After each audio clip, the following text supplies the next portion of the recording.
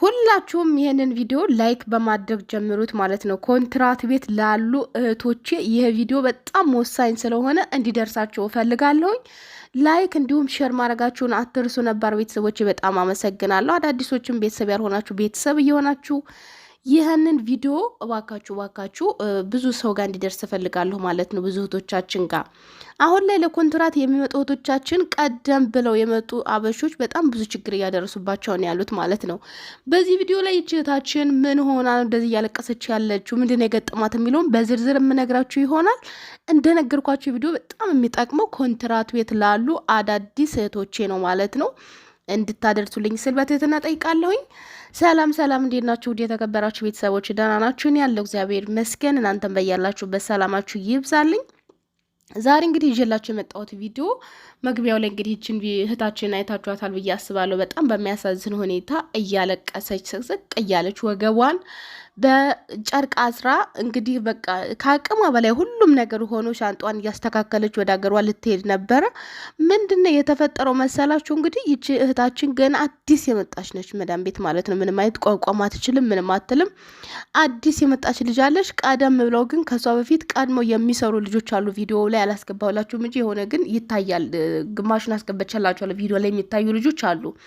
ከሷ ቀድመው የመጡ ልጆች አሉና እነዛ ልጆች እዚህ ቤት እንጀራ የለም፣ ምግብ የለም፣ ምንም የሚበላ ነገር የለም። ስራ ብቻ ነው ያለው። ስራ ነው እንጂ ምግብ አይሰጡም።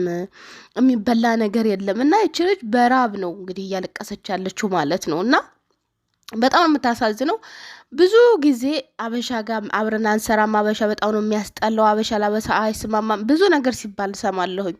በጣም እውነት አንዳንድ ነገሮች በገሃድ እየወጡ ያሉ ነገሮችም ያንን ነገር የሚያሳዩ ናቸው። እና ይሄንን ቪዲዮ ከምንም በላይ የሰራሁበት ዓላማ ኮንትራት ቤት ላላችሁ አዳዲስ ወደ መዳም ቤት ለምትመጡ እህቶች ምናልባት ኢትዮጵያ መሆናችሁ ቪዲዮ ልታዩት ትችላላችሁ፣ ወይ ደግሞ ከተሰደዳችሁም በኋላ ልታዩት ትችላላችሁና እንደሚታወቀው እንግዲህ ከሀገራችን ወደ የትኛውም ሀገር ስንሰደድ ያለው ፕሮሰሱ በጣም ከባድ ነው። አሁን ደግሞ እየከበደ ሄዷል። ሲኦስ የሚባል ነገር አለ ምናምን በቃ ያንን ግዴታ መውሰድ አለባችሁ። ሰርተፍኬት ያስፈልጋችኋል። ብዙ ነገር ነው የሚያወጡት ፕሮሰሳችሁ ማለት ነው። ያው ገንዘብ ነው። ዞሮ ገንዘቡን ከከፈላችሁት በኦንላይንም ቢሆን ነጻ ሰርተፍኬት እንሰጣለን የሚሉም አሉ። እና ወጪው በጣም ብዙ ነው።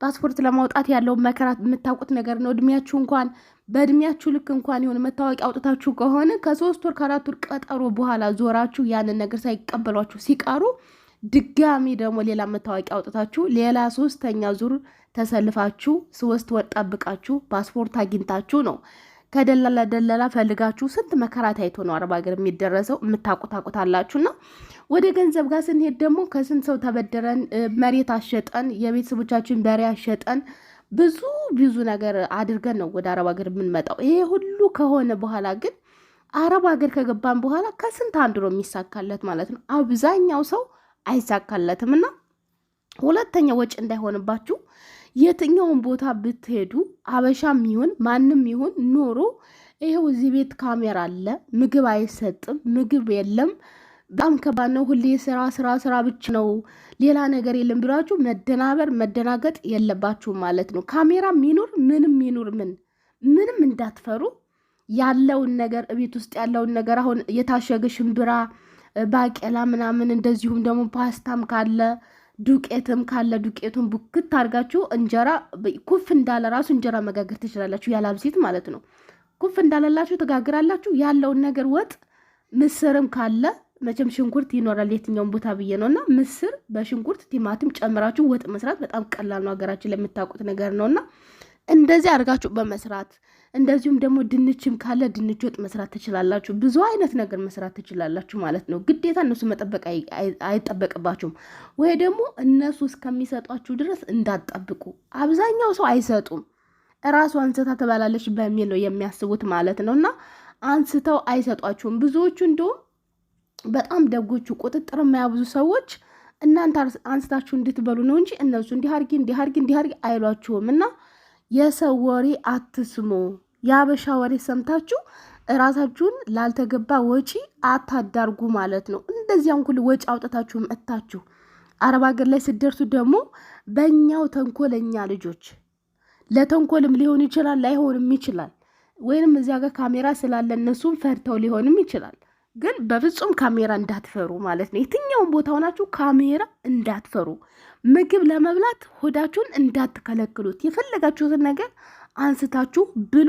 በምግብ በኩል የትኛውን ቦታ እኔ ችግር አላየሁም እነሱ ጋር ማለት ነው። ምግብ ላይ ቁጥጥር የላቸውም።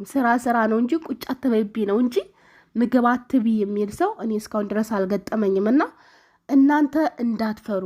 በራሳችሁ ግን ፈርታችሁ አልበላም ካላችሁ ከተሳቀቃችሁ ግን ጥፋቱ የእናንተ ነው እንጂ የእነሱ አይደለም።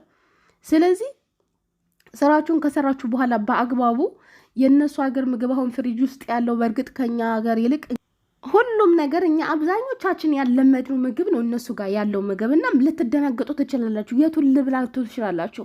እስከምለምዱ ግን ነገሮችን እስከምታውቁ ግን የሀገራችሁን ምግብ በመስራት ወጥ በመስራት እንጀራውን በቀላሉ እንደነገርኳችሁ ታቦኩትና ልክ ኩፍ እንዳለ ቆንጆ እንጀራ ነው የሚሆነው። ቀጠና አድርጋችሁ መጋገር ነው።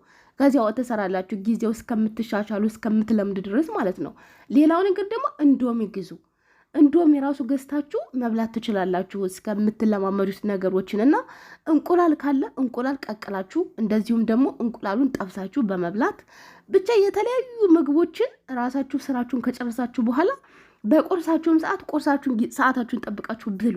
በየትኛውም ሰዓት እኔ እንደዚህ በላሽ እንደዚህ የሚባል ነገር የለም እንደነገርኳችሁ ማለት ነውና እንዳትፈሩ የምላችሁ ነገር አደራ እንዳትፈሩ። የሰው ወሬ እንዳትሰሙ ማለት ነው። ካሜራ አለ በቃ ምን ይሉኛል ሆዳም ይሉኛል ምናምን መሸማቀቅ የሚባል ነገር ከአእምሯችሁ ውስጥ ማውጣት አለባችሁ። በሆዳችሁ በጭራሽ እንዳትሸማቀቁ። ምክንያቱም አንድ ሰው እናንተ መስራት የምትችሉ ስትበሉ ብቻ ነው። አንድ መኪና ቤንዚን ካልተጨመረበት መሽከርከር አይችልም። ሰውም ደሞኛ ምግብ እንግዲህ ከፈጣሪ በታች መብላት መጠጣት ያስፈልገናል እንድንንቀሳቀስ እንድንሰራ ማለት ነው። ምግብ ነው ኃይላችን።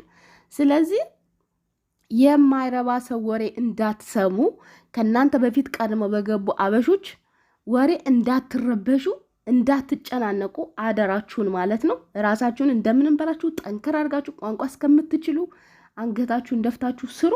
ከቻላችሁ በኋላ ግን ማንም አይናገራችሁም። ይህንን እወቁ። ቀን እስከሚያልፍ ድረስ ዝቅ ማለት ግድ ነውና ዝቅ በሉ። ሊያሰሯችሁ ይችላሉ፣ ሊቆጣጠሯችሁ፣ አለቃ ሊሆኑባችሁ ይችላሉ። ግን ዝቅ በሉ። ምክንያቱም እነሱ ተደማጭነት አላቸው ከእናንተ በላይ። በአንድ ቀን እንኳን ቢቀድሟችሁ እነሱ ተደማጭ ናቸው።